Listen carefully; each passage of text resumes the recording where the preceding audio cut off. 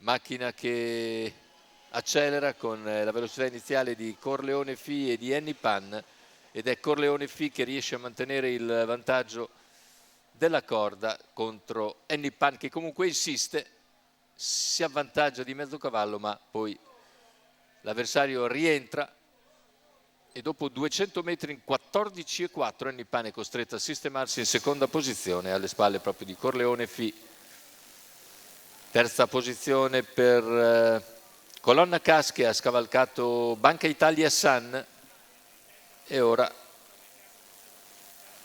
dalle retrovie c'è la progressione di Bluez. Intanto il quarto iniziale se n'è andato in 29 secco. Bluez arriva fresco dalle retrovie, ma deve ancora avvicinare il battistrada, che completa i 600 in 44,8 da 1,14,6.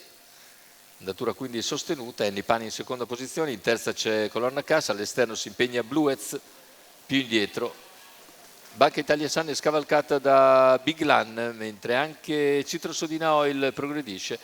59,7 il passaggio agli 800 con Corleone che continua a guidare, Bluez che si impegna al sediolo, alla corda Annie Pan, più indietro in quarta posizione Colonna Cas, gli altri più discosti. Intanto un chilometro in 1,14,8 e Bluez rimane comunque al sediolo di Corleone Fi. Annie Pan sempre in schiena, sbaglia Bluez a 450 dalla conclusione e così Corleone Fi allunga sulla curva finale, prende vantaggio da Annie Pan che si mantiene in seconda posizione,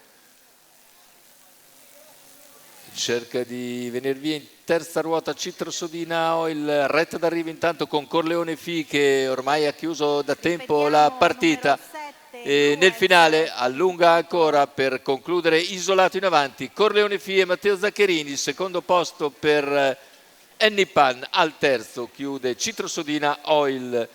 1,14,9 il ragguaglio conclusivo, 37 a chiudere. Bel primo piano per Corleone Fi, netto favorito Matteo Zaccherini, lo porta al comando respingendo Annie Pan, poi non ha più grossi grattacapi sul percorso e vince davvero in maniera disinvolta.